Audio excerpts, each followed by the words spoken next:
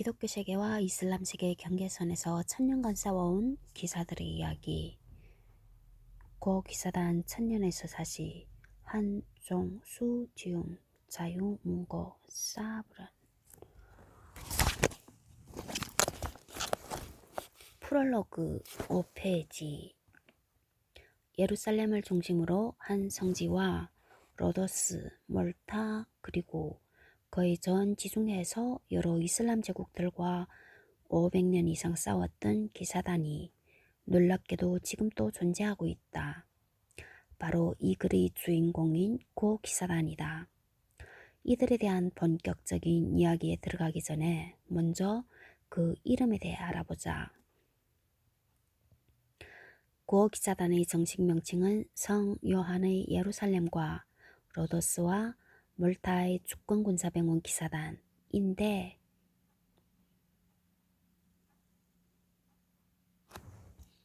누가 보아도 이 정식 명칭을 쓰기에는 너무 길다.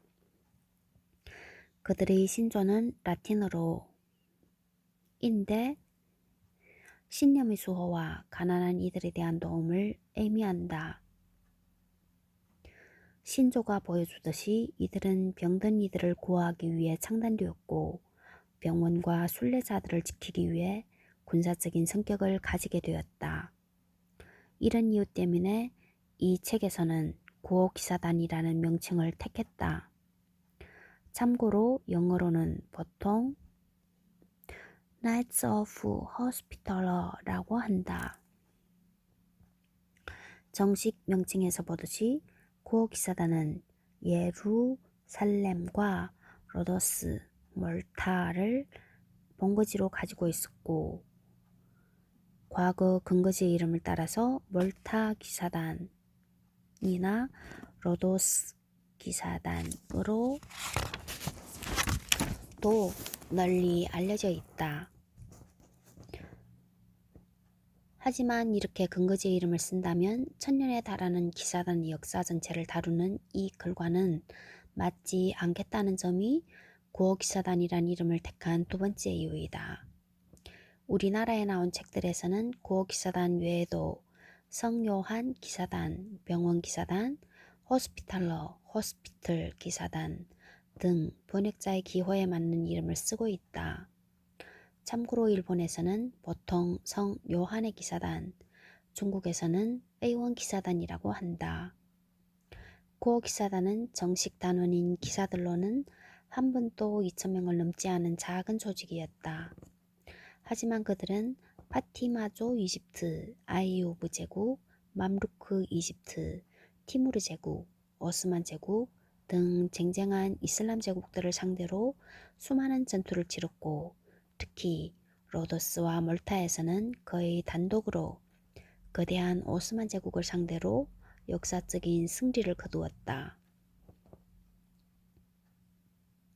또한 대부분 조연이긴 했지만 스위느라 십자군, 키프로스 십자군, 코소보 전투, 니코폴리스 십자군, 튜니스 공략전, 프레베자 해전, 알제리 원정, 마디아 공략, 제르바 원정, 레판토 해전, 크레테 공방전 등 지중해에서 벌어진 중요한 전투에 거의 빠짐없이 참가하였다. 그 과정에서 지금의 국경 기준으로 보면 이스라엘, 시리아, 레바논, 터키, 그리스, 이집트, 리비아의 일부와 몰타 전부, 심지어 카리브해의 몇 개 섬까지 지배하여 무려 4개 대륙의 영토를 지녔던 당당한 주권국가이기도 하였다. 1798년 나폴레옹에 의해 몰타섬에서 쫓겨난 이후에도 박물관의 유물이 되지 않고 본업인 의료봉사로 돌아가 현재까지도 활발하게 활동하는 놀라운 생명력을 보여주고 있다. 천년의 역사에서 구호기사단은 가르니에드 나블루스, 릴라당, 장 파리소 드 라 발레트, 로메가스 등 많은 명장들을 배출했고 이탈리아의 대화가 카라바조, 마티아 프레티와 스페인의 극작가 로페 데 베가 등 위대한 예술가들도 기사단을 그쳐갔다. 로마노프와 촐레른, 하노버 등 쟁쟁한 유럽의 왕가와도 관계를 맺었고 프랑스와 러시아 해군의 성장에 큰 도움을 주기도 하였다. 기사단은 인기 드라마 왕좌의 게임의 원작 얼음과 불이 노래에 나오는 중요 세력 중 하나인 나이트워치의 모티브가 되었고 본거지였던 몰타는 그 중세풍의 거리 때문에 그 드라마의 촬영지가 되었다. 기사단은 에이지 오브 엠파이어나 어쌔신 크리드, 명일방주, 판 오세아니아 등 인기 게임에도 많이 등장한다. 프랑스인들이 중심이 되기는 했지만 기사들은 독일, 영국, 이탈리아, 스페인, 포르투갈 등 유럽 각국에서 온 귀족 자제 출신들이어서 명실상부한 국제적인 조직이기도 하였다. 이런 면에서 구어기사단은 교황청의 축소판이라고도 할 수 있는데 가톨릭의 강점과 약점, 미덕과 악덕을 모두 보여준 존재였다. 신앙 문제를 떠나 보편성과 특수성, 중앙집권과 지방분권이 잘 조화된 조직이었다. 가톨릭은 뜻 자체가 보편적이라는 의미이다. 겉으로는 교황을 정점으로 하는 일사불란하고 중앙집권적 조직으로 보이지만 교구와 수도회는 자치적 성격이 강하고 정화라는 이름으로 현지 토착신앙을 제도권 내로 편입시키는 유연함을 지니고 있다. 로마 제국의 수호신 개념을 수호성인으로 바꾼 것이 대표적인 예이다. 이런 면모 덕분인지 가톨릭은 현존하고 있는 조직 중 가장 오래된 존재가 되었다. 경영학의 태두인 피터 드러커도 가톨릭 조직의 우수성에 대해 높이 평가한 바 있을 정도다. 나라나 조직을 처음 만드는 이들은 누구나 영속을 바라지만 100년가는 조직도 무척 드물다. 1000년 역사를 자랑하는 기사단이니만큼 이런 조직관리 관점에서 바라보아도 나름의 재미를 느낄 수 있을 것이다. 1000년이 넘는 장구한 세월 동안 그리스도교와 이슬람 두 세계가 죽기 살기로 싸워온 사실은 잘 알려져 있고 이를 다룬 책도 많이 나왔지만 구어기사단만큼 일관되게 최전방에서 싸운 조직은 없다. 따라서 부족하긴 하지만 이 책을 읽으면 지금까지 이어지고 있는 두 세계의 천년전쟁을 상당 부분 알 수 있을 것이라고 자부한다. 물론 구어기사단은 십자군과 중세가 남긴 마지막 유물이라고 할 정도로 시대착오적인 조직이었음은 틀림없다. 그럼에도 성지를 떠난 후에는 말에서 내려 배를 탔고 이슬람 교도를 상대로 한 해적질과 해선에서도 인류의 모습을 보였다.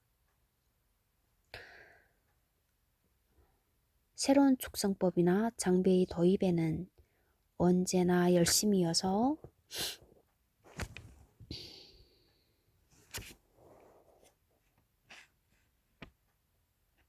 여러 차례에 걸친 수성전을 훌륭하게 치러냈으며 당시 세계 최대의 거함이었던 산타아나호를 건조하여 운영한 선진적인 면모도 과시하였다.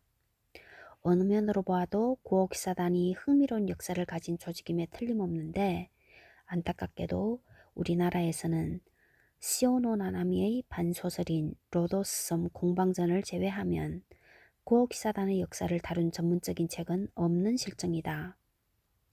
그조차도 한 시대만 다루고 있을 뿐이다.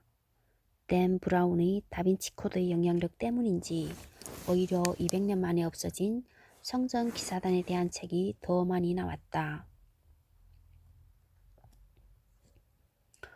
부족하지만 구어기사단의 천년 역사에 감히 도전하고자 하니 강호재현의 많은 응원과 충고를 기원하는 바이다.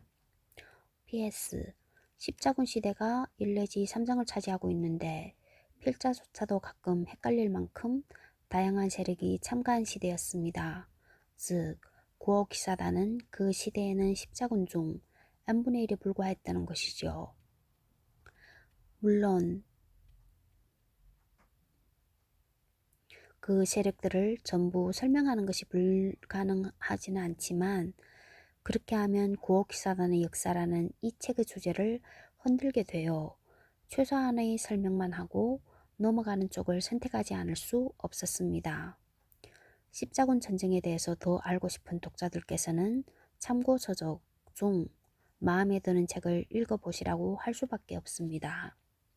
이 부분에 대해서는 양해를 먼저 구하고 시작하고자 합니다.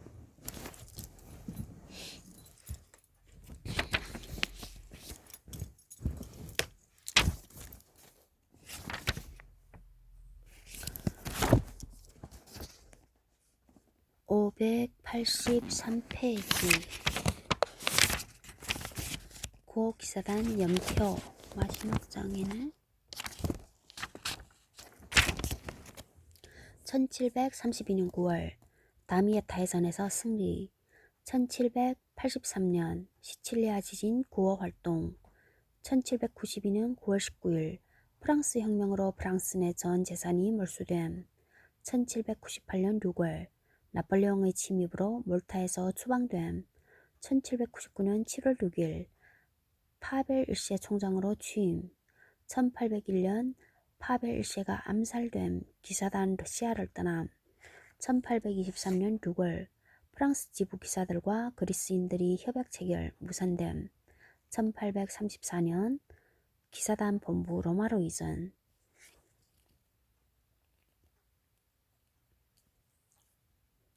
1869년